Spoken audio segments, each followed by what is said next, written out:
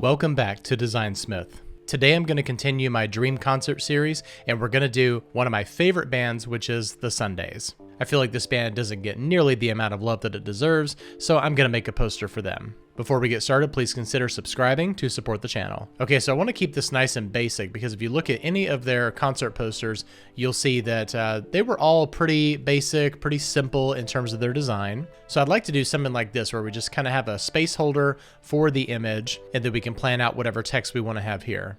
And I'll make the text exactly like their logo, where the is in title case, but Sundays is in all caps. And the band used News Gothic for their font, so we'll use that. I'm not going to try to line it up with their logo, I'm just going to kern it exactly the way that I want it to be kerned. All right, that's looking good. And also, if you want to learn more about kerning, then check out this video above. All right, so the Sundays is our headliner for this show, but I think an awesome opening act would be Mazzy Star. So I'm going to set the type size to maybe 160 or so, and I think I'll center the text on the page, and let's do half of the size for the opening act. We'll say with Mazzy Star. We'll center that up as well. And since we're doing 18 by 24, I think I'll just kind of back this off a little bit. That way we have some really good spacing for our text. Then we'll bring this down to about 100. That looks good. We may change it. And I grew up in Nashville, so we'll say 328 Performance Hall, if I can spell. And let's make it bold and then probably go down to about 80 or so. It's totally fine. We can do the same type size as this, but let's just kind of move some things around a little bit. I think I'll tack on Nashville at the end, and then we'll bring this down to about maybe 65-ish. And then we'll just put some general information here. So we'll just say doors 7 p.m. / show 8 p.m. And we'll say that this would have been the early 90s, so we'll say something like tickets are $15, which is just crazy. So we'll say $15 by phone and $20 at door. And that's pretty simple right here in terms of the layout. I think what we'll do is we will push this down at the bottom and then back it off by like 1 inch, I think. That looks good. These two bits of information should be a little closer together since they're more related. We'll align this to our key object. We'll just say 1/8 of an inch looks good. So we'll group these together. Actually, before we do that, let's select all of these and align to our artboard and make sure that we click center so that everything is perfectly centered on the page. Okay, now we can group these together. And then the 328 Performance Hall can be by itself.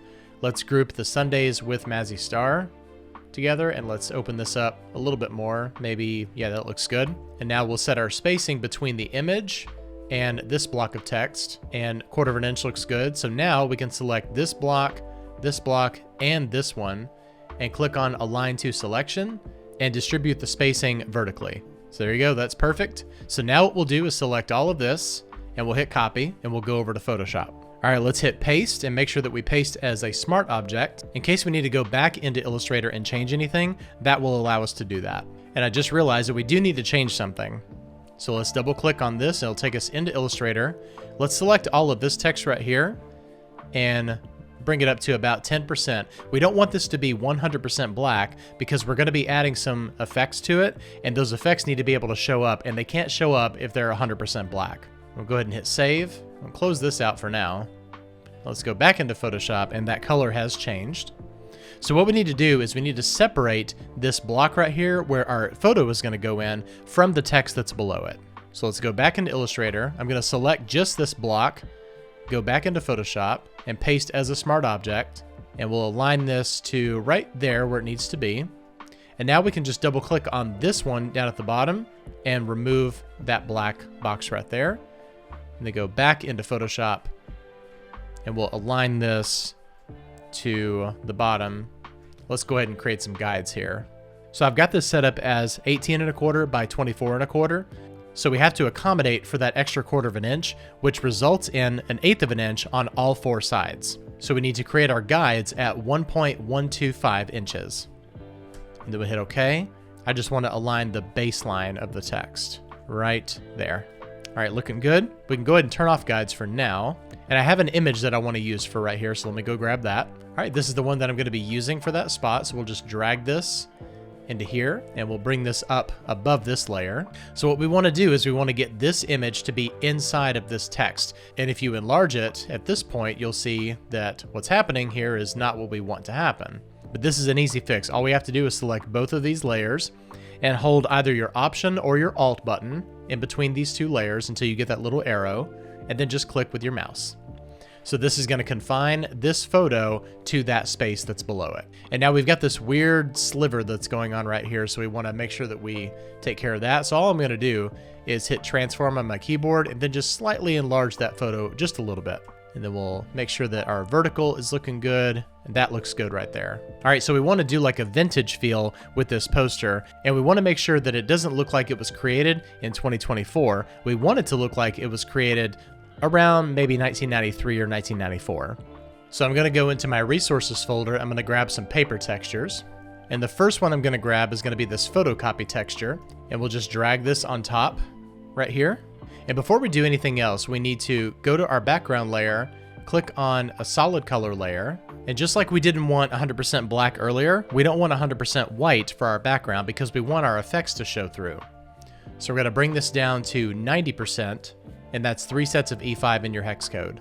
So now let's center up this paper texture right here, and we'll just enlarge it. I'll hold down Shift to get our proportions right. I'm going to transform it again because I don't want that little white sliver up there at the top. So now all we have to do is cycle through some blending modes to see which one we like best. This is going to accomplish 2 different things. This is going to make our background look like a paper layer, and it's also going to affect the photo and make it look a little bit more aged as well. So I like the way that Subtract is looking, although it is a little bit too dark. So let's just kind of bring down the opacity a little bit. And this looks good as a base, although it's just a starting point. And what we need to do now is make this text look a little bit more aged. So I'm going to grab this Dust and Scratches layer right here, and we're going to lay this on top of everything. I'm going to rotate it just like we did with the other paper and make this nice and large. Need to make sure it covers our whole area, so let's do exactly what we did before. And now with this new layer selected, I'm going to go up here to select and make sure that shadows is selected and hit OK. Now with this selection going with these marching ants, we're going to go down to our Vector Smart Object layer, which is all of our text. And then we're going to do Command or Control J. And what that did was it took all of the shadows in our new paper layer with the selection of our text, and we just made a new layer out of that. So I'm going to turn off our original text layer and turn off our paper layer. And as you can see, we've got these little speckles going on here. So that's a really good way to give a nice inconsistent flow of aging with text. And it covered all of our text, as you can see. All right, so we have a few more things to do before this is looking really authentic. I'm going to grab this one from my aged paper resources here, and we'll drag this onto here, and we'll bring this all the way to the top. Let's rotate this to about here. And now I'm not a big fan of this coloring right here, so what we're going to do is we're going to just desaturate it. Now let's take our blending modes, and we'll do something like overlay, I think. And now finally, I'm going to go in here and add a grain layer, and we'll do Shift Delete to bring up our fill box, and we want to make sure that we do 50% gray. And hit OK. And I'm going to crank the grain up all the way to 100. I'm going to keep the size at 25 and the roughness at 25. So this is going to give us a nice grain layer on the very top of all of our imagery. So let's go over here to our blending mode, and I'm going to try some other ones besides overlay, although that's usually the best one. Pin light is a really good one for this. Let's see how it affected the photo. All right, it is looking good. And then there's 2 more things that we need to do. Even though we have these really cool layers that are giving everything a nice vintage feel, we still have this perfectly crisp, clean type, and we still have very clean lines going on the photo. So let's take care of the photo first. We're going to click on the square that is holding our photo. I'm going to go up here to Filter, Blur, and Gaussian Blur. And I'll do 3 pixels. I think that looks good. And now as you can see, those nice clean lines are gone. They look like they are blurred into the paper, and that's because of all of the effects that we've done before this.